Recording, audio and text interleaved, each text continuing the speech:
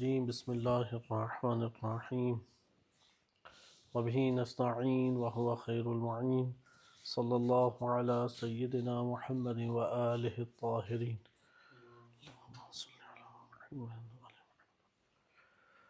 آپ عزیزان کی خدمت میں قرآن کریم سے موضوع پیش کیا جا رہا تھا الم تری کے عنوان سے۔ گزشتہ درس میں عید ماہ مبارک رمضان کی بابرکت اور پر رونق لیالی کی مناسبت سے ہم نے جس آیت کو مطالعہ کیا تھا وہ قرآن کریم کی آیت 258 نمبر تھی 258۔ اس آیت میں اور مزید کلام ہو سکتا ہے لیکن ہم اس کی طولانیت اور اس کی دقت میں مزید وارد نہیں ہوتے، اگرچہ قرآن کریم اس کی حوالے سے واضح بیان کر رہا ہے کہ اس آیت کریمہ کو ہم مزید آگے بڑھ کر دقت سے لیں، لیکن وقت کے دامن میں گنجائش کم ہے، اس لیے ہم میں سے ہر فرد اپنی ذمہ داری کی اساس پر اس کے اوپر غور و فکر کر سکتا ہے۔ ہم آج کے دن آیت نمبر 259 میں منتقل ہوتے ہیں۔ سب سے پہلے اس کو ہم ظاہری طور پہ دیکھتے ہیں اور حضرت ابراہیم علیہ السلام کا مختصر تذکرہ کر کے اس آیت کریمہ کو ہم انشاءاللہ ملاحظہ کریں گے۔ 259 میں کلمہ او سے شروع ہو رہا ہے۔ عربی زبان میں حروف عاطفہ وہ حروف کہلاتے ہیں جن کے ذریعے سے ایک جملے کو ماقبل جملے سے جوڑا جاتا ہے، عطف کیا جاتا ہے، یعنی ایک کو دوسرے جملے پر جوڑا جاتا ہے یا اس کے اوپر جھکایا جاتا ہے۔ عطف کا مطلب مہربانی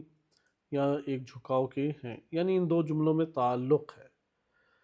تو لہٰذا یہاں پر بھی آپ دیکھ رہے ہیں کہ حرف عطف او آیا ہے۔ 259 نمبر آیت میں حرف عطف آیا ہے او کالذی مر علی قریۃ۔ تو یہاں پہ او کے ذریعے سے الم تری الی کے اوپر عطف کیا جا رہا ہے، یعنی الم تری دو دفعہ تکرار ہو رہا ہے، ایک 258 نمبر آیت میں، 258 نمبر آیت میں الم تری الی، اور دوسری مرتبہ 259 نمبر آیت میں کہ جہاں پر او الم تری، یعنی الم تری الی یہ یہاں پر پوشیدہ ہے، اسی لیے یہ آیت بھی اسی قبیل میں شمار ہوتی ہے کہ جس میں الم تری کہہ کے قرآن کریم نے دعوت غور و فکر بشریت کو دی ہے۔ لہذا یہاں پر بھی او کالذی مر علی قریۃ کہ کیا آپ نے اس بستی والوں کی طرف نہیں دیکھا، اوپر بھی ہے کہ الم تری الی الذی کہ آپ نے اس شخص کی طرف نہیں دیکھا، ادھر بھی ہے کہ او کالذی یعنی یہ جیسا کہ اس شخص کی مانند، یا یہ اس شخص کی مانند مسئلہ ہے کہ مر علی قریۃ کہ وہ ایک بستی کے پاس سے گزرا، وہی خاویۃ علی عروشہا، عروش کہتے ہیں بلند جگہ کو، چھتوں کو بھی کہا جاتا ہے لیکن صرف چھت نہیں، ہر بلند چیز جو ہے وہ عرش کہلاتی ہے، جیسا کہ تخت جس کے اوپر انسان براجمان ہوتا ہے اور وہ اس کو نیچے سے زیادہ نمایاں اور بلند کر دیتی ہے، اسے عرش سے تعبیر کیا جاتا ہے۔ یہاں پر عروج سے مراد گھروں کی بلند و بالا منزلیں یا چھتیں ہیں، کہ یہاں پہ وہ عروج جو ہیں یعنی اس بستی کی چھتوں کے اوپر گرے ہوئے تھے۔ خاویتن، خاویہ در حقیقت ہم ادھر ظاہری اگر معنی لیں تو کہہ سکتے ہیں کہ خاویہ اس جگہ پر در و دیوار کو، بستی کے در و دیوار کو خاویہ کہا جائے گا، یعنی بستی والوں کے جو گھروں کے در و دیوار تھے وہ ان کی چھتوں کے اوپر گرے ہوئے تھے۔ آپ خود ایک منظر کشی یہاں پر کر سکتے ہیں کہ خاویہ یعنی اوندھے منہ پڑے ہونا، خاویہ کا مطلب ہوتا ہے کہ کوئی چیز اوندھے منہ پڑی ہو، یعنی یہ دیواریں اپنی اصل جگہ سے گر چکی ہیں اور گری پڑی ہیں۔ تو اس مقام پہ ایک منظر ہمارے سامنے اسی طریقے سے آتا ہے، چونکہ جب بنیادیں گھروں کی ہلتی ہیں تو چھت تیزی سے نیچے آ جاتی ہے اور اس کے اوپر پھر آس پاس کی دیواریں گرتی ہیں۔ خاویہ یعنی ساقطہ، بعض اہل لغت نے جیسے مجموع البحرین میں اسی طریقے سے ذکر کیا گیا ہے کہ خاویہ یعنی ساقطہ کہ جو گری ہوئی ہے۔ اسی طرح خون نجمو یعنی سقطہ کہ ستارہ گر گیا، یا خالی ہونے کو بھی کہتے ہیں۔ تو یہاں پر آیت کریمہ کے اوپر آپ غور کریں، او کلذی، یا اس شخص کی مانند کہ جو گزرا، مرہ جو گزرا، علی قریۃ ایک ایسی بستی سے، اس بستی کی حالت کیا تھی؟ حالت یہ جملہ بیان کر رہا ہے، وَهِيَ خَاوِيَةٌ عَلَى عُرُوشِهَا، کہ اس کے در و دیوار جو ہیں وہ گرے ہوئے تھے اس کی چھتوں کے اوپر، صحیح ہے، اس کی بلند و بالا چیزوں کے اوپر اس کے در و دیوار گرے تھے، یعنی یہ ایک شدید جھٹکا اس بستی کو لگا تھا کہ جس سے اس کی بنیادیں بالکل ہل گئیں اور گر گئیں، اور فوراً چھت نیچے آئی، اور چھت کا آنا تھا کہ بقیہ ملبہ اطراف کا وہ اس کے اوپر آ گرا۔ تو اس کو کہتے ہیں کہ ملیا میٹ، یعنی سارا کا سارا مردہ حالت میں وہ بستی پڑی ہوئی تھی۔ قال، اس شخص نے کہا، انا یحیی ہذہ اللہ بعد موتها، اللہ اس بستی کو مرنے کے بعد کیسے اٹھائے گا؟ بڑا اسے تعجب ہوا۔ صحیح ہے، یہاں پہ ہذہ یعنی یہی قریہ، ضمیر اس میں اشارہ لوٹ رہی ہے، اس میں اشارہ مراد ہے قریہ۔ انا یعنی کیفا، انا یحیی ہذہ اللہ، اللہ اس بستی کو کس طریقے سے، کیسے زندہ کرے گا؟ بعد موتها، اس کے مرنے کے بعد، اس بستی کے موت کا شکار ہونے کے بعد اللہ کیسے اس بستی کو اٹھائے گا؟ فَأَمَاتَهُ اللَّهُ مِئَةَ عَامٍ، اللہ سبحانہ وتعالیٰ نے فَأَمَاتَهُ، اس شخص کو پھر اللہ نے 100 سالوں کے لیے مار دیا۔ اب اس نے تعجب کیا تھا کیسے اللہ تعالیٰ اٹھائے گا، تو اللہ سبحانہ وتعالیٰ نے بھی اپنی قدرت کو پھر آشکار فرمایا، اور فَأَمَاتَهُ اللَّهُ مِئَةَ عَامٍ، 100 سال کے لیے۔ ابھی انشاءاللہ اسے دیکھیں گے کون شخص ہے۔ حضرت عزیر یا اس طرح سے ارمیہ، ہماری روایات میں وارد ہوا ہے، ارمیہ نامی ایک نبی خدا تھے۔ تذکرہ انشاءاللہ پڑھیں گے، ہمارے پاس چونکہ آیات بہت زیادہ ہیں، اس لیے ہم روایات کی زبانی تاریخ میں وارد نہیں ہو رہے، چونکہ ایک تاریخ وہ ہے جو احادیث سے ہٹ کر لکھی گئی ہے، اس تاریخ میں وارد ہونے کے لیے ہمیں بہت ساری قواعد کو استعمال کرنا پڑتا ہے، اس لیے اس کو ہم نے بالکل ہی نہیں چھیڑا۔ احادیث میں چونکہ نسبت ائمہ علیہ السلام کی طرف ہوتی ہے، اس لیے کوشش ہوتی ہے کہ اس کو کسی نہ کسی طور پہ بیان کر دیا جائے، جیسے ابھی تک جتنی ہم نے احادیث آیات پڑھی ہیں، اس کے ضمن میں وارد ہونے والی احادیث کی شرح آپ کی خدمت میں خلاصتاً پیش کی گئی ہے۔ اس کے ضمن میں بھی ایک واقعہ ہے، جناب ارمیہ و دانیال، یہ 2 نبی تھے بنی اسرائیل کے، ان کے ضمن میں یہ وارد ہوا ہے۔ تو دیکھتے ہیں کہ ہمیں کتنی فرصت ملتی ہے، کیونکہ ہم اس آیت کے بعد حضرت ابراہیم علیہ السلام کا مختصر واقعہ ملاحظہ کر لیں، اس میں ہمارے لیے مختلف امور ہیں جو ائمہ علیہ السلام کی زبانی جو ان سے منسوب روایات ہیں معلوم ہو سکتے ہیں۔ خلاصہ کلام، فَأَمَاتَهُ اللَّهُ مِئَةَ عَامٍ، اس آیت سے آپ یہ معنی بھی لے سکتے ہیں کہ بستیاں اگر اس طرح اجڑی پڑی ہوں تو بہت تعجب نہ کریں، کہیں دکھائیں تو پھر آپ کبھی اماتہ اللہ ہو، خدا نے بتا، کیونکہ ادھر نبی کا نام تو نہیں لیا، خدا نے تو اپنی قدرت کے سرچشمے ادھر دکھائے ہیں، تو موت سے ہمکنار ہوا جا سکتا ہے۔ فَأَمَاتَهُ اللَّهُ مِئَةَ عَامٍ، اللہ نے انہیں موت دے دی 100 سالوں کے لیے۔ ثُمَّ بَعَثَهُ، پھر اللہ نے انہیں زندہ کیا، اٹھایا۔ بعض قرآن کریم میں عموماً 2 طرح سے آیا ہے، اگرچہ اس کا لغوی معنی ایک چیز کو متحرک کر کے ابھارنا ہے، برانگیختہ کرنا ہے، یا بعض عناصر ہیں جسے آپ وہ چھیڑ دیں تو پھر وہ خود فعال اور متحرک ہو جاتے ہیں۔ اگر محاوراتی زبان میں ہم کہہ سکیں، بعض ایک دفعہ آیا ہے انبیاء علیہ السلام کی بعثت کے لیے، اور ایک دفعہ اسی طریقے سے اٹھانے کے معنی میں آیا، قبروں سے اٹھانے کے بعد یا موت سے اٹھانے کو بعث کہا گیا ہے۔ ثم بعثہ، پھر اللہ نے اسے زندہ کیا، اٹھا دیا۔ اللہ تعالیٰ نے پوچھا، قال کم لبثت، کتنا عرصہ ٹھہرے ہو؟ قال لبثت یوما او بعض یوم، میں ایک دن یا کچھ، وہ بھی ایک آدھا دن نہیں ٹھہرا ہوں۔ اس کی بنیادی وجہ یہ ہے کہ مثلا جب آپ سوئے تھے تو آپ نے دیکھا سورج جو ہے آپ کے سر پہ اس سائڈ پہ تھا، اب آپ جب بھی اٹھیں اور دیکھیں سورج ادھر ہے تو آپ کیا سمجھیں گے کتنی دیر سوئے ہیں؟ تھوڑا سا ہی سوئے. ان کے ساتھ بھی ایسا ہی ہوا کہ وہ جب سوئے تھے تو انہوں نے آس پاس کے منظر کو دیکھا تھا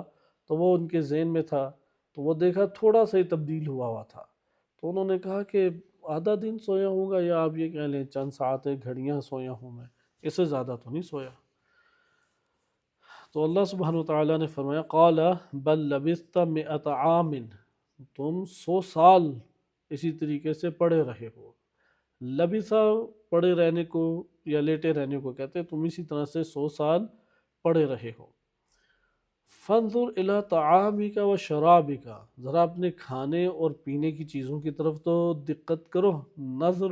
نظر کہتے ہیں غور سے دیکھنے کو، جس میں آپ غور و فکر کرتے ہیں، عقل استعمال کرتے ہیں. ادھر بھی ہے فانظر الی طعامک و شرابک، اپنے کھانے پینے کی چیزوں کی طرف نگاہ کرو. لم یتسنہ، کہ کئی سال گزر گئے انہوں نے پرانا اسے نہیں کیا. سنہ بعض کہتے ہیں کہ سنوات سے ہے، عمر کو بھی کہتے ہیں، زمان کے اوپر یہ دلالت کرتا ہے کہ یہ چیز دیکھو سنوات یعنی کئی سال گزرنے کے باوجود یہ کھانا پینا تمہارا خراب نہیں ہوا. اس کے بعد فرمایا اللہ سبحانہ وتعالیٰ نے وانظر الی حمارک، آپ جانتے ہیں نا کہ کھانے کی عمر بہت قلیل ہوتی ہے، سریع الفساد صفت ہے کھانے پینے کی کہ تیزی سے فاسد ہو جاتی ہیں یہ چیزیں. تو وہ سال ہر سال 100 سال تر و تازہ رہی. قدرت الہی کا آپ ادھر کرشمہ دیکھیں، 100 سال کھانے پینے جن کی آدھا دن یا ایک دن سے اوپر زندگی نہیں ہوتی، وہ 100 سال اللہ سبحانہ وتعالیٰ نے اسے زندہ رکھا. اور دوسری طرف وانظر الی حمارک، اپنے اس گدھے کو دیکھو. تو وَلِنَجْعَلَكَ آیَةً لِلنَّاسِ، کہ ہم نے تمہارے لیے لوگوں آیتاً، اسے آیت قرار دیا ہے، ہم نے تم کو لوگوں کے لیے آیت قرار دیا. لِنَجْعَلَكَ، ہم نے تجھ کو کیا قرار دیا ہے؟ آیت قرار دیا ہے، نشانی قرار دیا لوگوں کے لیے. وَانظُرْ إِلَى الْعِظَامِ، کہ تم اس گدھے کی ذرا ہڈیوں کو تو دیکھو. کیفَ نُنشِزُهَا ثُمَّ نَكْسُوهَا، کیسے ہم اس کو اٹھائیں گے اور پھر اس کے اوپر دوبارہ سے نکسوہا لحما، پھر گوشت اس کے اوپر چڑھائیں گے. صحیح ہے، یعنی نکسو سے مراد یہ ہے کہ انسان کا ایک چیز کو پہننا، صحیح ہے، لپیٹنا. یعنی ہم کس طریقے سے گوشت کو اس کے گرد لپیٹ دیں گے ہڈیوں کے. اللہ سبحانہ وتعالیٰ نے اپنی قدرت سے ہڈیوں کے اوپر گوشت کو چڑھایا ہے. تو ننشزوہا یعنی ہم اس کو ایک دوسرے کے ساتھ، دیکھو ہوا میں اڑ کے یہ ایک دوسرے کے ساتھ ملیں گی، اور ملنے کے بعد ہم اس کے اوپر گوشت کو دوبارہ چڑھائیں گے. پھر خداوند متعال فرماتا ہے فَلَمَّا تَبَيَّنَ لَهُ، جب اس کے لیے یعنی اس شخص کے لیے واضح ہو گیا کہ کیسے اللہ تعالیٰ زندہ کرے گا اس بستی کو، قَالَ أَعْلَمُ ان اللہ علی کل شیء قدیر، کہ مجھے اب معلوم ہو گیا، یعنی یقین ہو گیا ہے. قرآن کریم میں علم جہاں پر بھی آیا اس سے مراد یقین ہے، جس کے مقابلے میں ظن ہوتا ہے، یعنی جسے آپ عقیدہ بھی کہتے ہیں کہ یقین، مجھے اب یقین ہو گیا کہ اللہ ہر شے کے اوپر قادر ہے، ہر شے کے اوپر اللہ سبحانہ وتعالی قادر ہے. یہ واقعہ آپ نے ملاحظہ کیا کہ اس جگہ پر گفتگو مختلف پہلوؤں سے کی جاتی ہیں. ہم اس آیت کے اوپر غور و فکر کریں گے چونکہ علم طارہ کے عنوان سے قرآن نے ہمارے سامنے اس آیت کریمہ کو پیش کیا ہے. لیکن تیزی سے حضرت ابراہیم علیہ السلام والے واقعے کو ہم مکمل کرتے ہیں، اور یہ جو واقعہ ہے یہ آپ کی خدمت میں الکافی سے پڑھا جا رہا ہے. عربی کو میں ترک کرتے آپ کی خدمت میں فقط اس کے ایک اجمالی معنی ذکر کرتا ہوں جو زیادہ روشن اور واضح ہیں. یہ واقعہ امام صادق علیہ السلام سے ابراہیم بن نبی زیاد نے نقل کیا، کیونکہ یہ تین سارے واقعات ایک دوسرے سے خاص ایک ربط بھی رکھتے ہیں، اس لیے یعنی جو آیات کریمہ ایک خاص ربط رکھتی ہیں. 258 میں ابراہیم علیہ السلام کا واقعہ ہے جس میں انہوں نے کہا یحیی و یمیت، یعنی نمرود اس بات کے اوپر ابراہیم علیہ السلام سے متفق تھا کہ جو حیات اور ممات دیتا ہے وہ رب ہے. اس کو اگر ہم منطقی زبان میں یہ کہیں تو صغرا اور کبرا ملا کے نتیجہ لیتے ہیں. کبرا میں کوئی اختلاف نہیں تھا، یعنی کبرا وہ کلیہ قاعدہ ہوتا ہے جس پر متفق ہوتے ہیں. تو نمرود ابراہیم علیہ السلام سے اس مسئلے پر متفق تھا کہ رب وہی ہوگا جو حیات اور ممات دیتا ہے، لیکن اس کے اوپر اختلاف تھا کہ وہ رب کون ہے۔ تو ابراہیم علیہ السلام فرماتے تھے ربی الذی یحیی و یمیت، میرا رب وہ ہے جو حیات اور ممات دیتا ہے۔ اس بات کا انکار نہیں کیا، اس نے یہ کہا کہ انا احیی و امیت۔ ادھر آپ نے دقت کرنی ہے، جو پچھلی آیت تھی 258، کیونکہ یہ 259 ہے، دونوں موت سے تعلق رکھتی ہیں۔ تو اس میں آپ نے دیکھا کہ ابراہیم علیہ السلام کیا ہے، بڑے یقین کے ساتھ کہہ رہے ہیں کہ ربی الذی یحیی و یمیت، میرا رب وہ ہے جو حیات بھی دیتا ہے اور ممات بھی دیتا ہے۔ یہ ہمیں یقین کرنا چاہیے، ہمارے اصل میں نفوس میں یہ باتیں معلومات کی حد تک ہیں، یقین کی حد تک ہمیں پہنچانا چاہیے۔ ڈاکٹر کے پاس، ایک بڑے معروف ڈاکٹر کے پاس جا کے مطمئن نہ ہو، کہیں کہ یحیی و یمیت وہ اللہ سبحانہ و تعالیٰ کی ذات۔ یہاں پہ اس بات کو کیا رد کیا فرعون نے کہ دیکھو تمہارا رب جو ہے، رب وہ ہے کہ جو حیات اور ممات دیتا ہے۔ نمرود نے اس کا انکار نہیں کیا، بلکہ کیا کہا کہ وہ رب تو میں ہوں جو حیات اور ممات دیتا ہے، یعنی جو حیات اور ممات دے گا وہ رب ہے۔ نمرود اس کا معتقد تھا، اس کا معتقد نہیں تھا کہ وہ رب اللہ سبحانہ وتعالی ہے یا وہ رب میں ہوں۔ صحیح؟ تو انہوں نے یہاں پہ نمرود نے دعویٰ کیا انا احیی و امیت، میں ہوں کہ جو حیات اور ممات دیتا ہوں۔ اس دلیل سے تو وہ قانع نہیں ہوا۔ حضرت ابراہیم علیہ السلام پھر دوسری دلیل لے کے آئے، یہ والی دلیل زیادہ دقیق ہے، یحیی و یمیت۔ اسی طریقے سے وہ دلیل بھی دقیق ہے کہ مشرق سے سورج کو نکالتے مغرب کی طرف، اگر تم رب ہو تو تم ذرا مغرب سے نکال کے مشرق میں سے لے کے آؤ۔ یہاں پہ آیت اللہ جوادی عاملی حافظہ اللہ تعالیٰ فرماتے ہیں کہ 2-3 براہین سے ادھر استفادہ کیا جا سکتا ہے۔ برہان حدوث ہے، برہان نظم ہے، برہان امکان ہے، برہان حرکت ہے۔ ان 4 براہین سے آپ ادھر عقلی دلائل سے ثابت کر سکتے ہیں۔ صحیح ہے؟ برہان حرکت ہے، برہان امکان ہے، برہان نظم ہے، برہان حدوث ہے۔ عقائد کی کتابوں میں یہ عموماً پڑھائی جاتی ہے کہ ابراہیم علیہ السلام نے ادھر عقلی پیمانے پہ توحید کو ثابت کیا۔ حیات اور ممات انسان خود نفسانی و وجدانی طور پہ یہ بات جانتا ہے کہ حیات ممات میرے ہاتھ میں نہیں ہے، کوئی اور ہستی ہے جس کے ہاتھ میں حیات اور ممات۔ اور ہماری زندگیوں میں کتنے ایسے آس پاس کے ہی واقعات ہیں کہ ڈاکٹروں نے لاجواب دے دیا، وہ زندہ رہ گئے، اور کتنے ایسے ہیں کہ اچانک ہی ان کی وفات ہوگی، سوئے ہوئے تھے، صبح پتہ لگا کہ بندے خدا کسی ساتھ رات کی کسی پہر وہ رخصت ہو چکا ہے اس دنیا سے۔ اور بعض ہیں جن کے لیے وہ کل چول کے شاید پیسے بھی اکٹھے کر رہے تھے، پتہ لگا بچ گیا یہ بندہ خدا۔ تو خلاصہ کلام، حیات اور ممات انسان کے ہاتھ میں نہیں ہے۔ لیکن یہ واقعہ 258 اس کے فوراً بعد 259 میں ہے کہ خداوند متعال کیسے موت کو انجام یعنی زندہ کرے گا۔ اس جگہ پہ ہم واقعے کی طرف چلیں، پہلے آ جاتے ہیں ورنہ آیت کے ایک اور پہلو سے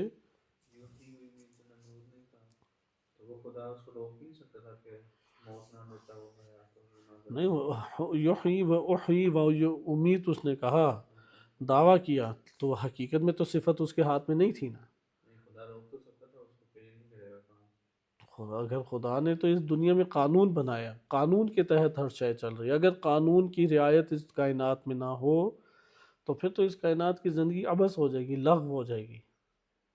یہ مرحلہ دنیا جو اللہ تعالیٰ نے، حتیٰ معجزہ بھی قانون سے بالا تر نہیں ہے۔ معجزے جتنے معجزات ہیں وہ اللہ تعالیٰ کے قانون طبعی ہی کے تابع ہیں، لیکن ہم بالفاظ دیگر یہ سمجھ لیں کہ وہ ٹیکنالوجی نہیں جانتے کہ کیسے عصا سانپ بن گیا، کیونکہ اس ٹائم سائنس نے یہ ثابت کیا ہے کہ ایٹم الیکٹران، نیوٹران، پروٹون پر مشتمل ہوتا ہے۔ پھر اسی نیوٹران کو انہوں نے توڑا ہے اور اس کے اندر 108 عناصر ابھی ایجاد کیے ہیں۔ کائنات کی جتنے بھی اجسام ہیں وہ سارے ایٹم سے بن رہے ہیں۔ ایٹم کے یہی الیکٹران، پروٹون، نیوٹران کے عدد میں فرق آتا ہے تو پانی بن جاتا ہے، عدد میں فرق آئے آگ بن جاتی ہے، عدد میں فرق آئے پتھر بن جاتا ہے، پتا بن جاتا ہے، ہمارا جسم بن جاتا ہے، ہڈیاں بن جاتی ہیں۔ ساری کے سارے اجسام ایٹم سے بنے ہوئے ہیں، ایٹم کا ایک ملاپ ہے۔ اب موسیٰ علیہ السلام عصا کو پھینکتے تھے اور وہ سام بن جاتا تھا، تو اس کے اوپر بڑی تفصیلی بحث ہے، اساتذہ کے 2-2 3-3 درس ہیں اس کے اوپر۔ آیت اللہ جوادی عامری حافظہ اللہ تعالی نے سب سے پہلے اس کو واضح اور جامع طور پہ کھولا اس مسئلے کو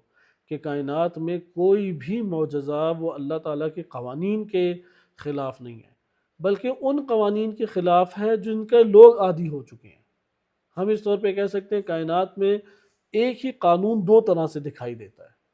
ایک ہی قانون ہے، ایک وہ قانون ہے جس کے لوگ عادی ہو چکے ہیں اور وہ سمجھتے ہیں کہ اس کے برخلاف یہ قانون صورت اختیار نہیں کر سکتا، جبکہ پیچھے سے اس کی دوسری صورت موجود تھی۔ صحیح ہے؟ مثلا ہم لوگ اس بات کے عادی ہو چکے ہیں کہ ایک عصا جو ہے وہ فوراً سام نہیں بنتا، لیکن زمانے کے گزرنے کے ساتھ عصا سام بن جائے اس کے ہر کوئی قائل ہے۔ جیسے چونٹی یا درخت بن جاتی ہے، کئی ڈاکومنٹریز ہیں، وہ جا رہی ہے، اس کے اوپر کوئی درخت کا گودا گرا تو وہ ادھر ہی جم گئی مر گئی، مرنے کے بعد ادھر سے شاخیں اس کی نکلنے لگ گئی۔ یہ کئی ڈاکومنٹریز بنی ہوئی ہیں کہ وہی جاندار، مثلا یہ کتا جو ہے وہ نمک میں گرا اور نمک میں گرنے کے بعد ایک وقت آیا کہ وہ نمک ہی بن گیا، اب ہے وہ اسی طرح سے جس طرح پڑا ہوا تھا اسی طریقے سے، لیکن اب نمک کی شکل میں۔ تو اس دنیا کے اندر یہ سارے کے سارے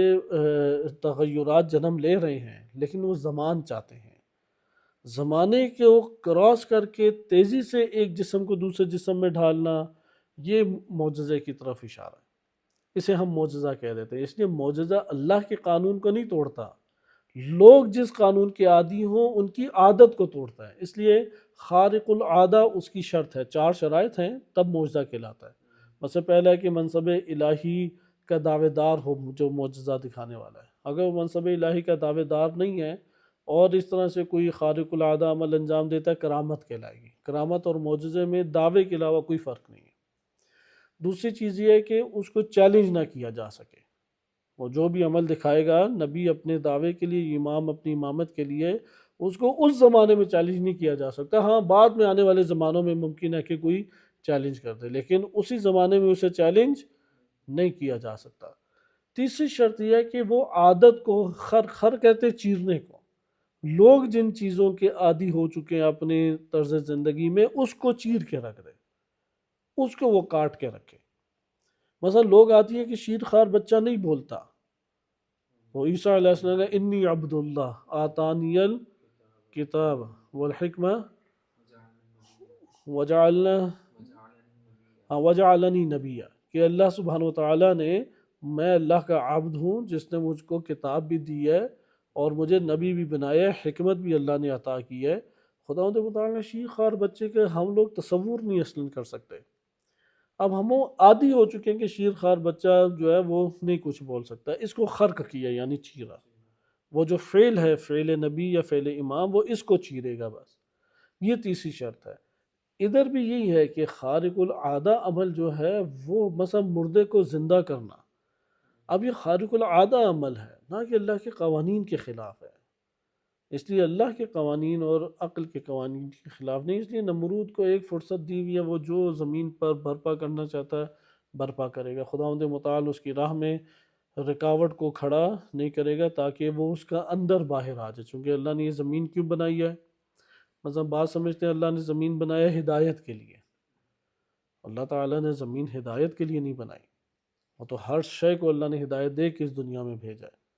صرف انسان کرۂ ارض پہ واحد مخلوق ہے جس نے 2 قسم کی ہدایت لینی ہے، ایک وہ جو اسے ہدایت دے دی گئی ہے، جیسے ہمارا جسم ہے، ہماری موت ہے، ہماری زندگی ہے،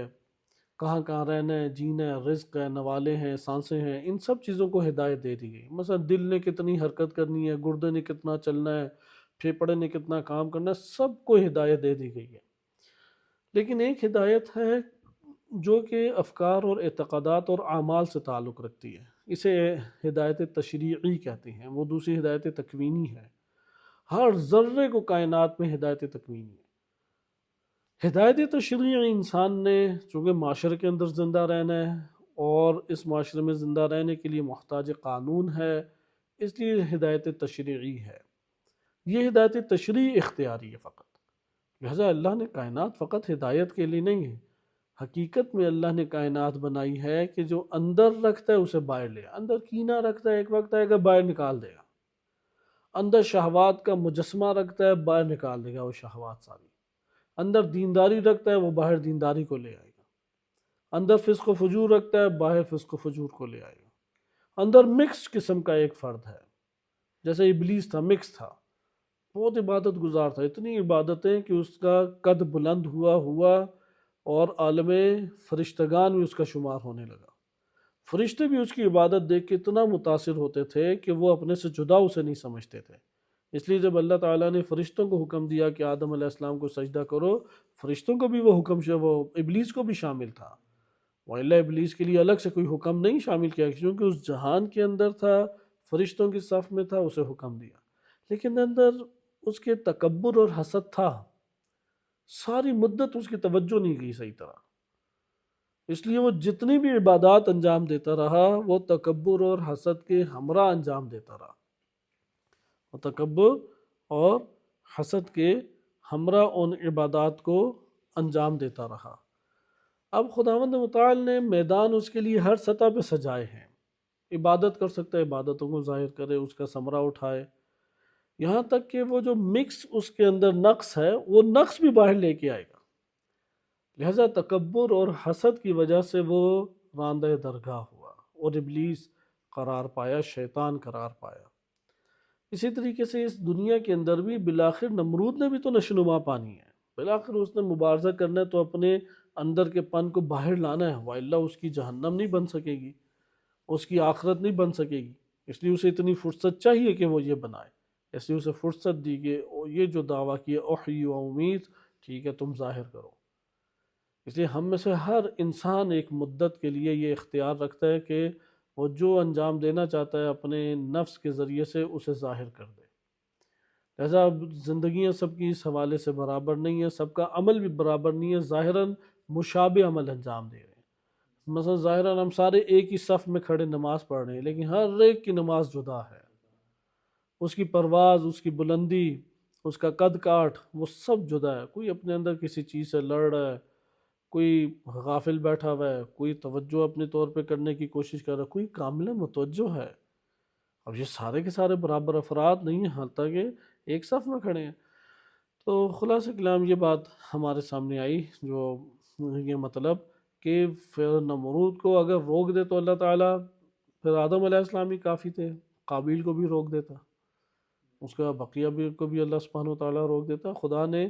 خود یہ قانون بنایا ہے کہ اختیار کے ساتھ اس دنیا میں عمل انجام دو۔ یہاں پہ آئیں ابراہیم علیہ السلام کا واقعہ تیزی سے دیکھیں کہ ان کے مولد کی جگہ ہے کوثا ربا۔ کوثا ربا عراق میں ایک جگہ ہے، اس کو آپ یہ بھی کہہ سکتے ہیں کہ یہ ممکن ہے کہ نجف اشرف آج کے دور میں بنتا ہو، اور ممکن ہے کہ بابل بھی قرار پائے، بعض جگہوں میں بابل بھی کہا گیا ہے۔ عراق میں یہ دونوں شہر جدا جدا ہیں، بابل کے نام سے اب بھی عراق میں شہر موجود ہے۔ یہی عراق ریاستی اعتبار سے بڑا ترقی یافتہ ملک ہوا کرتا تھا، اور کئی اس کے اوپر سلطنتیں گزری ہیں۔ کائنات میں سب سے قدیمی جو آثار آبادی ہیں وہ انہی 3 سے 4 خطوں میں ہیں، کہ ایک دریائے نیل کے گرد ہے جسے مصر کہتے ہیں، دوسرا یہی عراق ہے، اور تیسرا ہند کی سرزمین ہے۔ تو یہ قدیمی ترین ہمارے پاس بنتے ہیں خطے۔ خوب، ان کے جو والد تھے وہ اسی علاقے کے رہنے والے تھے، اور ان کی جو والدہ تھیں ابراہیم علیہ السلام کی، حضرت لوط علیہ السلام کی والدہ، ان کا سارہ اور ورقہ۔ ابراہیم علیہ السلام کی والدہ کا نام بھی سارہ تھا، اور حضرت لوط علیہ السلام کی والدہ کا نام ورقہ تھا۔ تو سارہ اور ورقہ یہ دونوں بہنیں تھیں، تو دونوں بہنیں تھیں اور دونوں لاحج کی بیٹیاں تھیں، یعنی ابراہیم علیہ السلام کی والدہ اور لوط، حضرت لوط علیہ السلام کی والدہ، دونوں آپس میں بہنیں تھیں جن کے والد کا نام تھا لاحج، اور لاحج جو ہیں وہ نبی تھے، صحیح ہے، انذار کیا کرتے تھے، رسول نہیں تھے۔ اور ابراہیم علیہ السلام جو اپنی پیدائش میں اور جوانی جو انہوں نے گزاری تھی، یعنی لڑک پن کا جو وقت گزارا ہے، وہ اس فطرت کے اوپر گزارا ہے جس کے اوپر اللہ نے انہیں خلق کیا تھا، اور اللہ نے انہیں ہدایت دی ان کے دین کی طرف، اور ان کے لیے پھر اللہ نے انتخاب کیا کہ وہ سارہ جو ہیں ان سے نکاح کریں، یعنی جو لاحج کی بیٹی ہیں انہی کی بہن کی، یعنی اپنی کزن سے شادی کی، مثلا آسان لفظوں میں خالہ زاد بہن سے شادی کی ابراہیم علیہ السلام کی۔ یعنی وہ ان کی خالہ کی بیٹی تھی۔ وکانت سارہ یعنی بالفاظ دیگر ممکن ہے کہ ان کی کوئی اور ورقہ کی بیٹی تھی، حضرت لوط علیہ السلام کی جو والدہ ہیں یا لوط علیہ السلام کی بہن ہے ان سے شادی کی، یا ممکن ہے کوئی اور بھی بیٹی ہو۔ یہ دو نبی خدا ہونے کی وجہ سے ذکر کیوں کہ لاحج کی دو بیٹیاں ہیں، سارہ اور ورقہ۔ سارہ جو ہیں ان سے ابراہیم علیہ السلام ہوں اور ورقہ سے لوط علیہ السلام۔ ممکن ہے اور بھی بیٹیاں ہوں وہ، اور ان کی جو بیٹی ہے اس سے پھر ابراہیم علیہ السلام کی شادی ہوئی کہ اپنی کزن سے شادی ہوئی تھی۔ کانت سارۃ صاحبۃ معاشیۃ کثیرۃ، بہت سارے مویشی تھے ان کے پاس، اونٹ گائے بھیڑ بکریاں، وارض واسعۃ، اور بہت وسیع عریض زمین ان کو ملی تھی، وحال حسنۃ، اور شکل و صورت میں بہت حسین و جمیل تھی،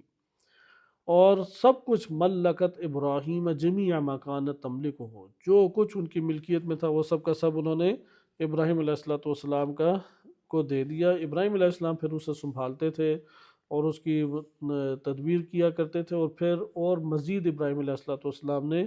مویشی بڑھا لیے اور زراعت اس میں آگے انہوں نے بڑھا لی، یہاں تک کہ ایک وقت آیا کہ کوئی شخص بھی جو اس علاقے کا تھا، کوسہ ربا جو بھی عراق کا یہ علاقہ بنتا ہے، اس سرزمین پہ ابراہیم علیہ السلام سے بہتر کوئی بھی امیر کبیر اور دنیاوی طور پہ اچھی حال احوال کی حالت میں کوئی اور نہیں تھا۔ ہم خود اگر قرآن کریم کی آیات پہ غور کریں تو وہ انبیاء جو اپنے دور میں غنی تھے، یعنی ثروت مند تھے، مالدار تھے، بعض ایسے انبیاء بھی گزرے ہیں لیکن انہوں نے اپنی زندگی اپنے اختیار سے فقیرانہ بنائی، جبکہ بعض ایسے انبیاء علیہ السلام ہیں انہیں اللہ تعالیٰ نے فقر سے بھی آزمایا تھا، وہ اپنا کام کاج خود کیا کرتے تھے۔ تو ابراہیم علیہ السلام بھی بھیڑ بکریاں خود چرایا کرتے تھے اور اپنا یہ کام انہوں نے بہت بڑھا دیے، یہاں تک کہ بہت زیادہ پھر اراضی اور زمین ان کے قبضہ قدرت میں آ گئی۔ تو جب ابراہیم علیہ السلام نے نمرود کے بتوں کو توڑا تو نمرود نے انہیں حکم دیا کہ انہیں قید کیا جائے، پکڑا جائے، اور پھر اسی علاقے میں لکڑیاں اکٹھی کی گئیں، جمع کی گئیں، اور اس میں آگ لگائی گئی اور ابراہیم علیہ السلام کو پھینکا گیا تاکہ وہ جلا سکے ابراہیم علیہ السلام کو، اور لوگ اس آگ کی شدت کی وجہ سے دور تک چلے گئے تھے۔ بہرحال ابراہیم علیہ السلام صحیح سالم وہاں سے نکل آئے، اور نمرود کو جب بتایا گیا تو نمرود نے یہ کہا کہ قتل تو یہ ہوتے نہیں ہیں، تو ابراہیم علیہ السلام کو پھر ملک بدر کیا جائے، یعنی اپنی سلطنت سے باہر نکال دیا جائے۔ تو انہوں نے کہا کہ اگر آپ اسے نکالیں گے، اس کی تو بہت ساری بھیڑ بکریاں وغیرہ ہیں۔ تو ابراہیم علیہ السلام نے اس وقت پھر اپنے ان بھیڑ بکریوں کے لیے اور اپنے اموال کو سالے جانے کے لیے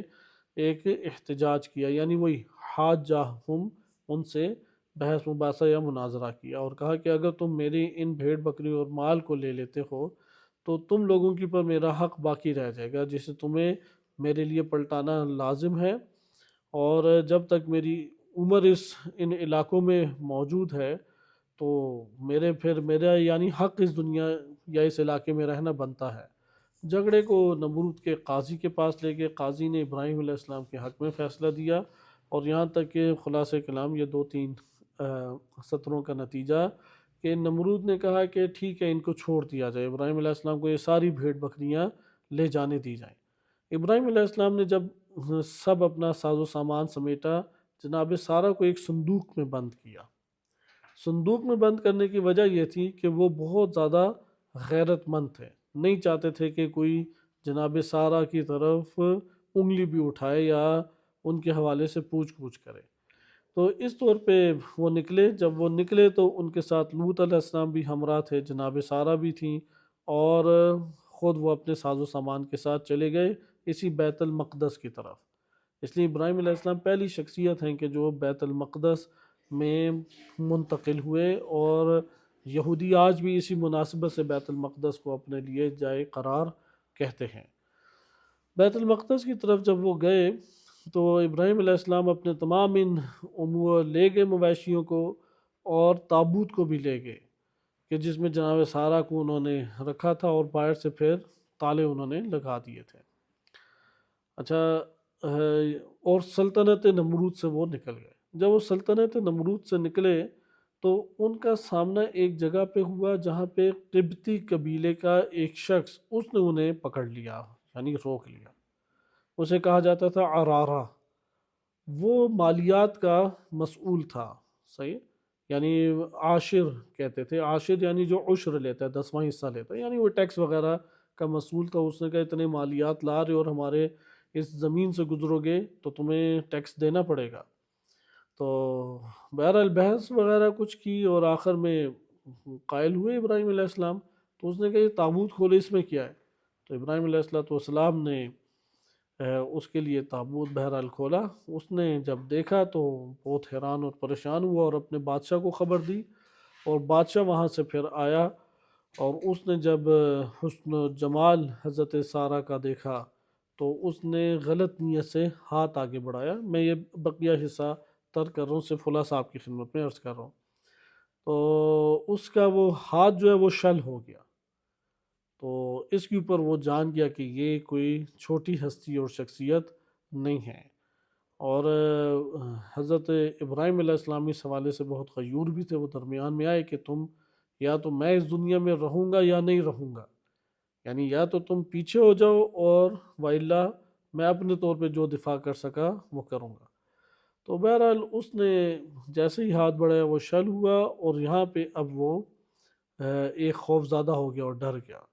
اور ابراہیم علیہ السلام سے پھر ایک معاہدہ ہوا کہ میں تم لوگوں کو کچھ نہیں کہوں گا، مجھے میری حالت میں واپس پلٹا دو۔ اللہ تعالیٰ سے دعا کی، اس کا وہ ہاتھ صحیح ہوا، جانے لگے۔ تو اس نے کہا کہ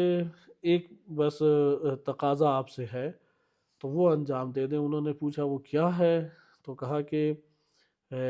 یہ مجھے اس پورے واقعے سے پتہ لگ گیا کہ آپ کوئی خاص شخصیت ہے، تو میرے پاس ایک بہت عاقل خاتون موجود ہے کنیز کے طور پہ، وہ میں آپ کو دینا چاہتی ہوں، اور وہ ہیں جناب ہاجر۔ تو اس قبطی قبیلے کی پھر جناب ہاجر انہیں دی گئیں، اور جناب ہاجر سے پھر آگے جب وہ پلٹ گئے اور رہائش اپنی اختیار کر لی اور دوبارہ سلطنت ایک قسم کی ابراہیم علیہ السلام نے قائم کی،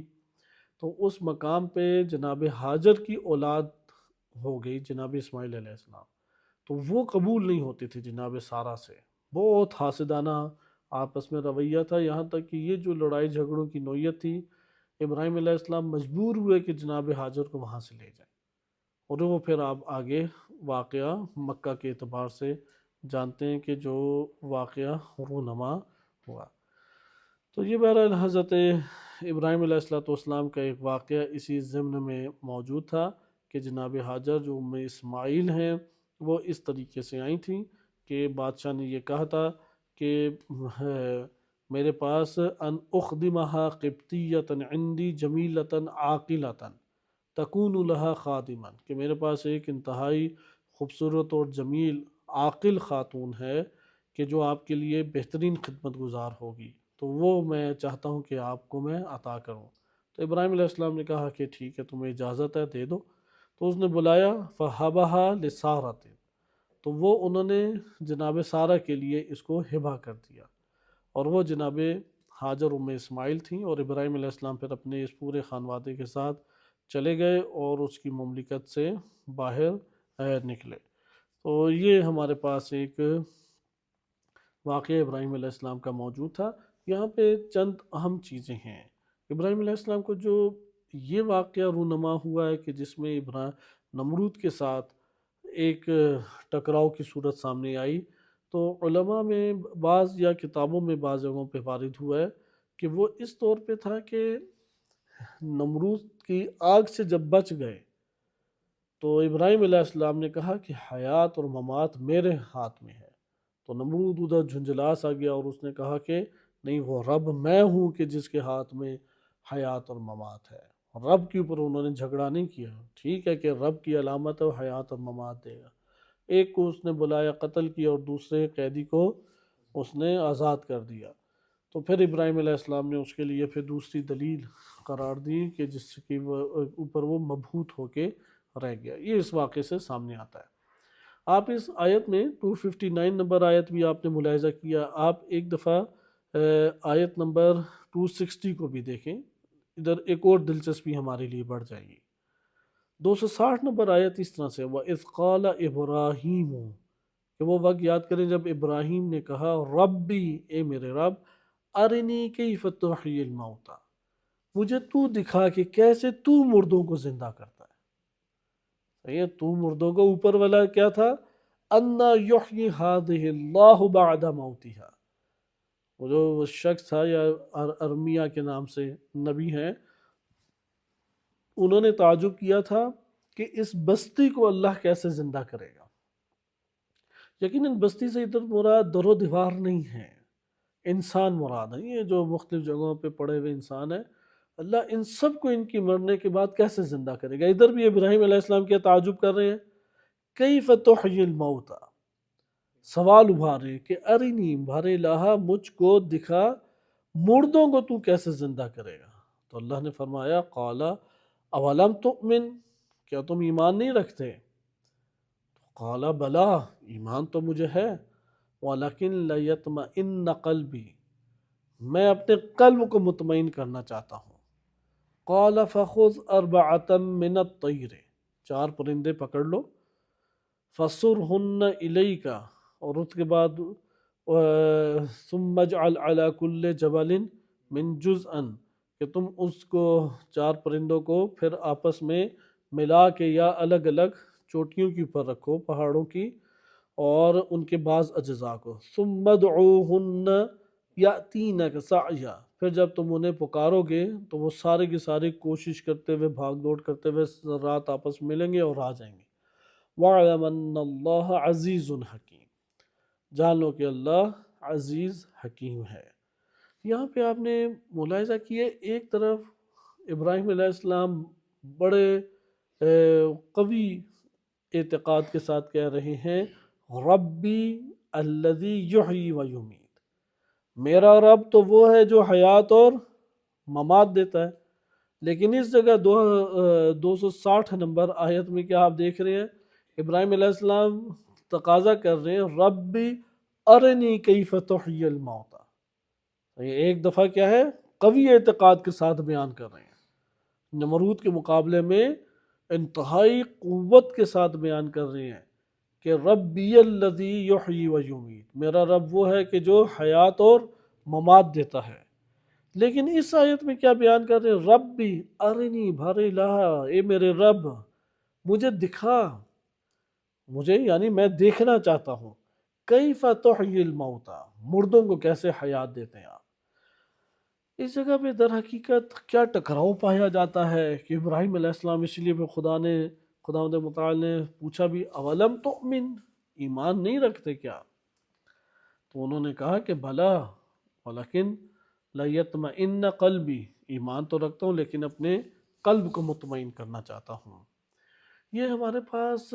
ہم ایک نوع کہہ سکتے ہیں عجائب میں سے واقعات ہیں۔ ابھی تک آپ جتنے واقعات پڑھ رہے ہیں علم ترا کے عنوان سے، چونکہ ہمارے پاس غالباً 246 سے لے کے ابھی تک یہ آیات چلی آ رہی ہیں، 246 سے اسی طرح کی آیات کا ذکر آ رہا ہے کہ جس میں علم ترا کے ساتھ اللہ سبحانہ وتعالیٰ نے موت سے تعلق رکھنے والے یا ان میں سے بعض عجائب کو، سوائے وہ طالوت جالوت والے واقعے کے، کہ 243 نمبر آئی تھی، علم تر الی الذین خرجوا من دیارہم وہم الوف حذر الموت، کہ آپ نے ان لوگوں پہ دقت نہیں کی جو ہزاروں کی تعداد میں اپنے گھروں کو چھوڑ کے نکلے موت کے ڈر سے۔ قال لهم اللہ، اللہ نے انہیں کہا موتو، مر جاؤ، ثم احیاہم، پھر اللہ نے انہیں زندہ کیا۔ یہ جو زندگی اور موت ہے، اللہ نے فرمایا یہ لوگوں پر اس کا فضل ہے، لیکن اکثر لوگ نہیں اللہ سبحانہ وتعالیٰ کا شکر ادا کرتے۔ اس کے بعد آپ نے دیکھا علم ترا کہہ کے ابراہیم علیہ السلام کا واقعہ، علم ترا الی الذی حاج ابراہیم فی ربہ، کہ وہ شخص جس نے ابراہیم علیہ السلام سے ان کے رب کے بارے میں بحث مباحثہ کیا، تو ابراہیم علیہ السلام نے کیا کہا، میرا رب وہ ہے جو حیات اور ممات دیتا ہے، اور نمرود نے کہا کہ نہیں، میں حیات اور ممات دیتا ہوں، اور رب کی اس خصوصیت کا اس نے انکار نہیں کیا۔ پھر اس کے فوراً بعد تیسری آیت آ جاتی ہے کہ او کالذی مر علیہ قریۃ، کہ وہ اس شخص کی طرح جو ایک بستی سے گزرے اور اس بستی میں کیا تھا، وَهِيَ خَاوِيَةٌ عَلَىٰ عُرُوشِهَا، اس کی چھتوں کے اوپر سارا گھر کے ملبہ گھرا ہوا تھا، قال انا یحیی هذه اللہ بعد موتها، اس بستی کو اللہ موت کے بعد کیسے حیات دے گا؟ ادھر بھی ایک تعجبیہ جملہ ہے۔ اس کی فوراً بعد دوبارہ یہی بات ابراہیم علیہ السلام کی زبانی، رب ارنی کیف تحیی الموتى، اے میرے رب مجھ کو دکھا کہ کیسے تو ان مردوں کو زندہ کرے گا۔ ان واقعے میں ایک ہمیں دقت کی ضرورت ہے، یہ والے مشاہدات انسان کر سکتا ہے، یہ خدا اور بندے کی باتیں ہیں، لیکن اس کے لیے انسان کو واقعاً اس طرح کے سفر کرنے کی ضرورت ہے کہ جن سفروں میں وہ تنہا اللہ سبحانہ وتعالیٰ کے ہمراہ ان چیزوں کا مشاہدہ کر رہا ہو۔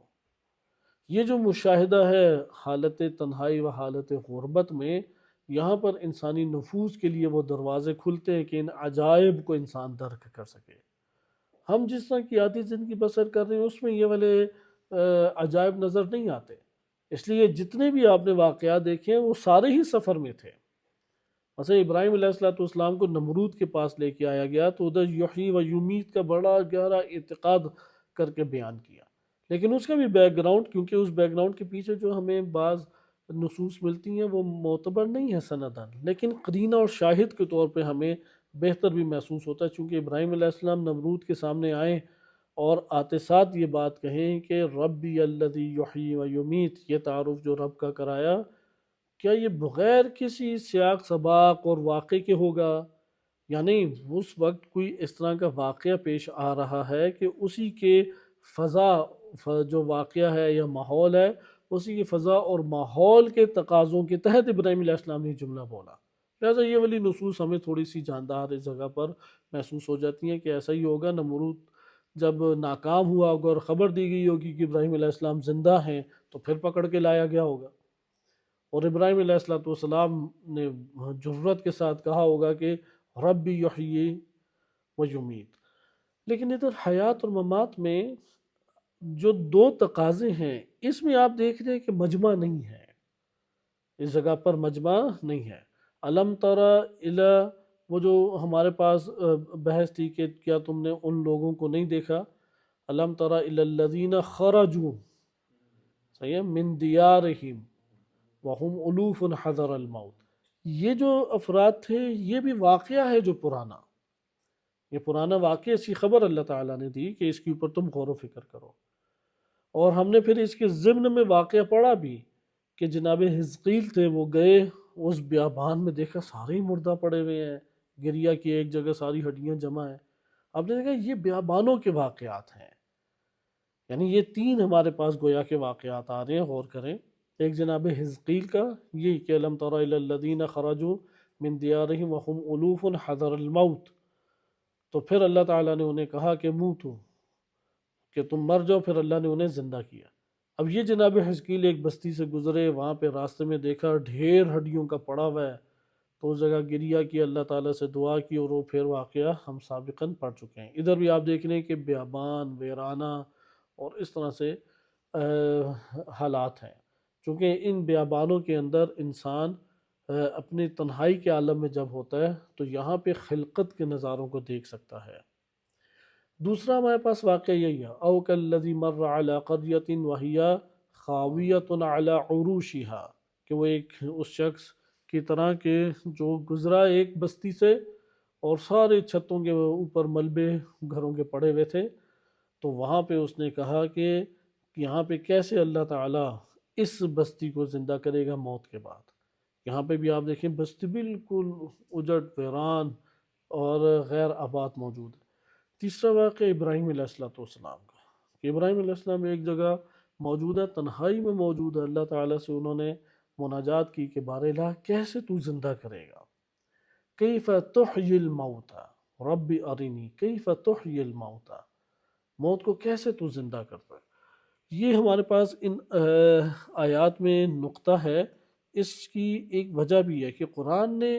ہمیں متعدد تقریباً 14 آیات ہیں جن میں یہ بات کی گئی ہے، سیروا فی الارض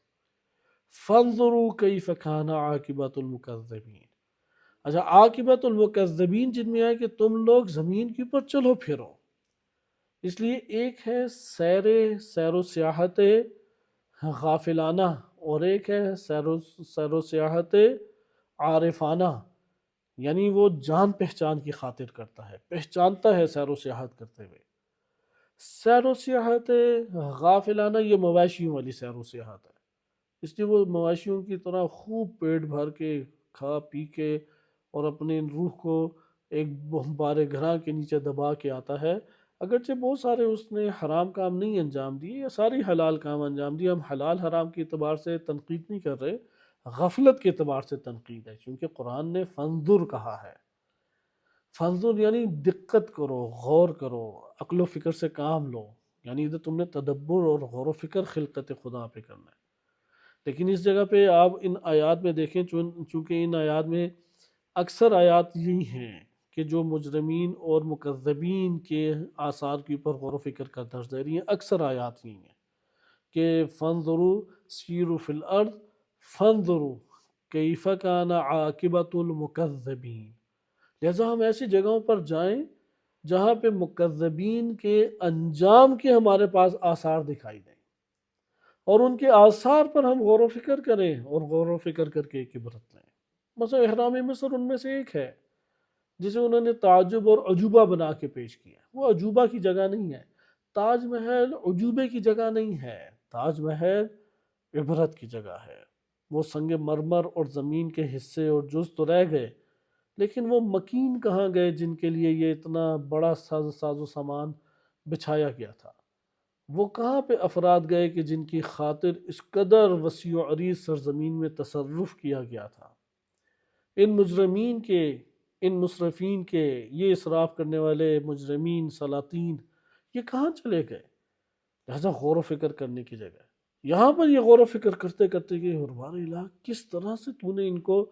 زندہ تو انہیں کرے گا، یہ وہ ہمارے پاس ایک اس حوالے سے تشریح آتی ہے۔ اس لیے قرآن کی اکثر آیات میں سیرو فی الارض فانظروا کہہ کے عاقبۃ المجرمین یا عاقبۃ المکذبین کا تذکرہ، عاقبۃ المجرمین و عاقبۃ المکذبین کا تذکرہ زیادہ آیا ہے۔ ہاں، اس میں سیرو فی الارض میں ایک آیت کو بیان کروں، وہ تھوڑی سی ہمارے لیے ان آیات سے جدا ہے، اگرچہ یہ آیت تکرار ہوگی چونکہ آگے جو ہمارا ٹاپک آ رہا ہے خلقت خدا کے عنوان سے، اس میں یہ ہمارے سامنے دوبارہ آیت تکرار ہوگی۔ یعنی 14 آیات ہیں کہ فانظر سیروا فی الارض، سیر سپاٹے کرنے چاہیے، لیکن سیر سپاٹے غافلانہ نہیں، ہمیں سیر و تفریح کرنی چاہیے عارفانہ۔ ٹھیک ہے، اس عارفانہ سیر و تفریح میں اچھا کھانا کا عیب نہیں ہے، اس سیر و سیاحت عارفانہ میں ہم گپ شپ لگائیں، کوئی آپس میں مل بیٹھیں یا محفل سجائیں، کوئی عیب نہیں ہے، کچھ کھیل کود کر لیا فریش ہونے کے لیے، عیب نہیں ہے۔ لیکن مقصد سیر و سیاحت کا غفلت میں ڈوبنا اور کاملاً ڈوب کے جانا، یہ سیر و سیاحت کا اصلاً ہدف جو ہے یہ انسان کے لیے مجرمانہ ایک سیر و سیاحت کے قریب اسے لے جاتا ہے۔ کراہت بھی ہے اس میں، یعنی شرعاً جو ہے ایسا سفر کرنے میں کراہت پیدا ہے۔ اگر شکار کے لیے کرے تو نماز بھی پوری پڑے، قصر نماز بھی نہیں ہوتی، شکار اگرچہ حلال ہی کیوں نہ ہو، اگر حلال شکار کے لیے بھی جاتا ہے تو اس کی نماز قصر نہیں۔ آپ جانتے ہیں کہ صرف گناہ والی نماز قصر نہیں ہے، یعنی گناہ والا سفر اس میں نماز قصر نہیں ہوتی، پوری نماز پڑھنی ہے۔ مثلا کوئی حرام ایک امر کے لیے سفر کرتا ہے، بہت طولانی سفر بھی کیا تو اس کے پورے سفر میں نماز اس کی پوری ہوگی، نماز قصر نہیں ہے۔ اسی طرح شکار کے بارے میں بھی، اس لیے غافلانہ سیر و سیاحت حوصلہ افزائی نہیں ہے، عارفانہ سیر و سیاحت ہونی چاہیے۔ یہاں پہ آپ نے دیکھا سیر و سیاحت کا ایک کیا ہے، آثار پہ غور و فکر کرو، یہ مر گئے، یہ مٹ گئے، یہاں پہ یہ تقاضا آئے گا کیف تحیی الموتى، بارے الہ کیسے تو اس کو حیات دے گا، زندہ کرے گا۔ انہی میں سے ایک آیت یہ بھی بڑی دلچسپ ہے، اس آیت کی بھی غور کریں، سورہ عنکبوت آیت نمبر 20، یہ ہمارے درس میں دوبارہ بھی آئندہ آئے گی۔ قل سیروا فی الارض، زمین میں سیر کرو، فانظروا کیف بدأ الخلق، دقت کرو خلقت کا اللہ نے آغاز کیسے کیا۔ بہت دقیق آیت ہے، سائنسدانوں کے لیے تو بہت ہی ایک عظیم معنی اس کے اندر موجود ہے، چونکہ سائنسدان سال ہر سال سے یہ کوشش کر رہے ہیں کائنات کے آغاز کو جاننے کیسے۔ بگ بینگ کا نظریہ انہی میں سے ایک ہے۔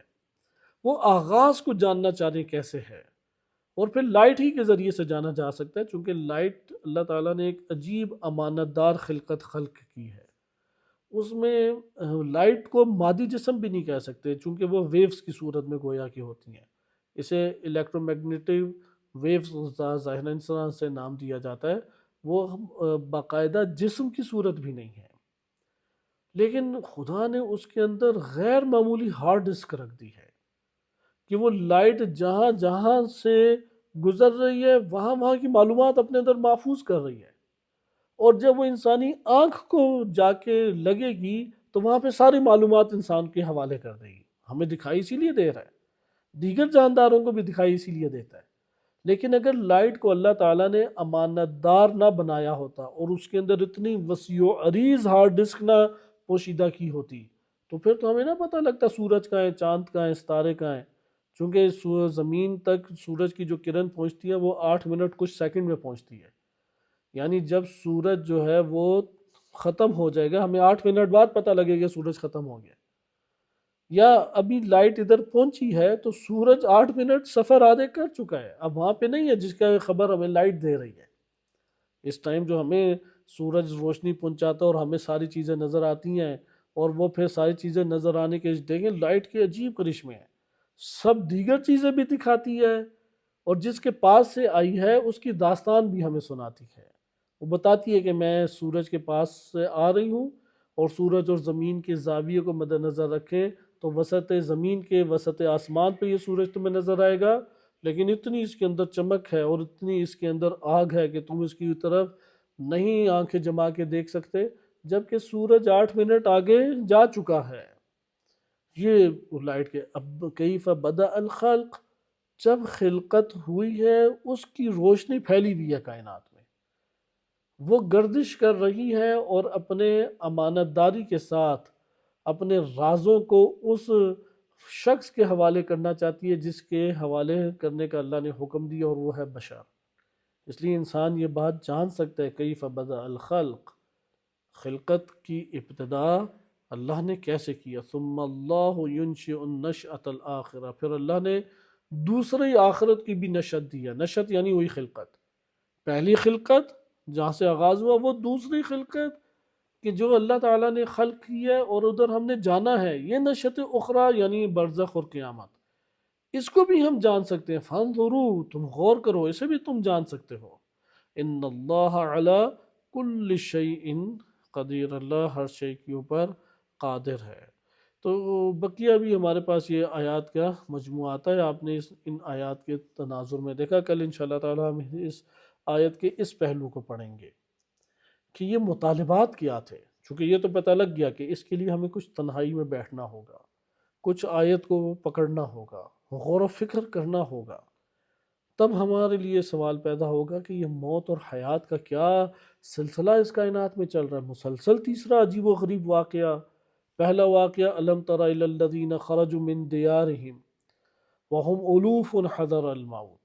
ادھر بھی خوف، موت کے خوف سے نکلے، اور پھر اللہ نے کہا مر جاؤ، پھر اللہ نے زندہ کیا اور کہا کہ یہ اللہ کا لوگوں کی پر فضل ہے، لیکن اکثر لوگ شکر ادا نہیں کرتے۔ پھر دوسرا واقعہ اللہ تعالیٰ نے قرار دیا کہ او کالذی مر علی قریۃ، کہ وہ ایک بستی سے گزرا، اس کی چھتیں کے اوپر ملبہ گرا ہوا تھا، اس نے نبی نے کہا یا اس شخص نے کہا کیسے اللہ اسے زندہ کرے گا۔ تیسرا واقعہ ابراہیم کا، ربی ارنی کیف تحیی الموتى۔ تو یہ کیا تین واقعات میں خدا ہمیں ہدایت دینا چاہ رہا ہے؟ اصل میں خدا ہدایت دینا چاہ رہا ہے موت اور زندگی کے اس راز کے اوپر بھی غور و فکر کرو، کیسے برپا ہو رہی ہے۔ اس کو 3 مرحلوں میں ہم دیکھیں گے، یہ 3 مرحلے انشاءاللہ اب ہم اگلے درس میں ہم ملاحظہ کریں گے۔ ایک دفعہ یہ بات اٹھائیں، علمی طور پہ معلومات حاصل کریں، کیا زندگی اور موت کیسے، یعنی اللہ تعالیٰ یہ عمل انجام دے رہا ہے۔ دوسری طرف ابراہیم علیہ السلام کو یقین ہے کہ موت آنی ہے، لیکن اس کے باوجود وہ سوال کر رہے ہیں۔ ممکن ہے سوال اس طرح سے ہو کہ میں بھی اس نظام میں ایک اسم کا مظہر بننا چاہتا ہوں، اس میں یحیی و یمیت کا مظہر بننا چاہتا ہوں۔ البتہ یہ سوال بعد میں ہے، پہلے تو یہ دیکھنا چاہتا ہے اللہ تعالیٰ، یعنی یہ پتہ لگ رہا ہے سارے مر گئے زندہ ہو رہے ہیں، لیکن یہ مطالبہ کر رہے ہیں اللہ کیسے زندہ کرے گا، یعنی اس نظام کو ہوتا ہوا دے بالفاظ دیکھیے، ایک دفعہ ٹیچر پڑھا دیتا ہے یہ چیز فیکٹری میں اس طریقے سے بنتی ہے، ویسے ویسے بنتی ہے، لیکن اس کے بعد شاگرد کہتا ہے نہیں ٹیچر مجھے یہ بتائیں کہ یہ بنتی کیسے، میں دیکھنا چاہتا ہوں اسے، معلومات ہوگی ٹھیک ہے، یعنی یحیی و یمیت یہ پتہ لگ گیا، ربی الذی یحیی و یمیت، میرا رب جو ہے وہ حیات اور ممات دیتا ہے، یہ پتہ لگ گیا، لیکن اب میں فیکٹری کے اندر اس پروسیس کو ہوتا دیکھنا چاہتا ہوں، یعنی ابراہیم علیہ السلام یہ مطالبہ کر رہے ہیں کہ میں اس کو دیکھنا چاہتا ہوں کہ یہ کیسے ہو رہا ہے۔ وہ جو گدوں والی بات کی کہ گدے کی ہڈیاں وہ گل سڑ گئیں اور کھانا سال ہر سال کے بعد صحیح رہا، وہاں پہ تو یہ دکھانا مقصود تھا کہ اللہ زندہ جسے رکھنا چاہے زندہ رکھ سکتا ہے، جسے موت دینا چاہے موت دے سکتا ہے۔ یعنی یہ جو دو واقعات تھے، ابراہیم علیہ السلام کا واقعہ نمرود کے ساتھ رب یحیی الموت و رب یحیی و یمیت، اور یہ واقعہ کہ جو ارمیہ نامی نبی خدا ہیں ان کا واقعہ روایات کے مطابق، ان دونوں واقعات میں اللہ تعالیٰ کا فعل سامنے آ رہا ہے، حیات اور ممات، لیکن یہ جو کہ ربی ارنی کیف تحیی الموتى، اس جگہ پہ ممکن ہے ہم یہ کہیں کہ ادھر بھی نبی خدا نے یہ مطالبہ کیا کیسے تو زندہ کرے گا، لیکن ادھر کیسے زندہ کرنے کی نوعیت جدا ہے، ادھر کیسے زندہ کرنے، یہ کل انشاءاللہ تعالی ہم تفصیل سے پڑھیں گے اپنے مقدمات کے ساتھ، لیکن اس کو ذہن نشین کریں، یہ تین مراحل ہیں حیات اور ممات کے۔ ایک دفعہ صرف معلومات ہے ربی الذی یحیی و یمیت، یہ صرف معلومات ہمیں مل گئی، ادھر سے نمرود جو ہے اس نے احمقانہ ایک دعویٰ کیا کہ میں زندہ اور مردہ کرتا ہوں، بہرحال ادھر تو ہمیں معلومات مل گئی۔ دوسرے میں بھی یہ مطالبہ کیا نظام خدا میں اللہ کیسے زندہ کرے گا، تو یہاں پہ اللہ نے اپنی قدرت کا چشمہ دکھایا، قدرت کا منظر دکھایا کہ دیکھو کھانا جو سریع الفساد ہے، تیزی سے فاسد ہوتا ہے، پڑا رہا سال ہر سال 100 سال پڑا رہا خراب نہیں ہے، اور گدھے کی ہڈیاں جو دیر سے فاسد ہوتی ہیں لیکن وہ مٹی مٹی ہو گئی، یہاں پہ قدرت کا منظر دیکھا، اور فوراً نبی خدا نے کہا کہ میں گواہی دیتا ہوں کہ اللہ ہر شے پر قادر ہے۔ اس جگہ پر جو مطالبہ تھا کہ بارے اللہ تعالیٰ کیسے اس قریے کو زندہ کرے گا، یہ مطالبہ اس مطالبے سے جدا ہے جو ابراہیم علیہ السلام کر رہے ہیں، یہ کل انشاءاللہ ہم واضح کریں گے۔ یعنی اس واقعے میں یہ جو او کالذی مر علی قریۃ وہی خاویۃ علی عروشها، یہاں پر جو مطالبہ نبی خدا کر رہے ہیں، یہاں کا مطالبہ کیونکہ ادھر بھی یہی کہا کہ اللہ اس کو کہ ان یحیی ہذہ اللہ بعد موتها، کہ اللہ اس قریے کو کیسے موت کے بعد زندہ کرے گا، ادھر مطالبہ جدا ہے، اس لیے عمل بھی جدا ہے جو اللہ تعالیٰ نے ان کے لیے ظاہر کیا، لیکن ابراہیم علیہ السلام کے لیے غور کریں، ربی ارنی کیف تحیی الموتى، بار الہ میرے رب مجھے دکھا کہ کیسے تو مردوں کو زندہ کرتا ہے، کہا کہ ایمان نہیں لائے، کہا کہ نہیں ایمان لائے ہوں، دل کو مطمئن کرنا چاہتا ہوں، چونکہ مطالبہ جدا تھا، یعنی وہ والے مراحل طے ہیں ابراہیم علیہ السلام کے لیے، وہ دونوں مراحل طے ہیں، علمی مرحلہ بھی طے ہے، اور وہ جو ہڈیوں کا گلنا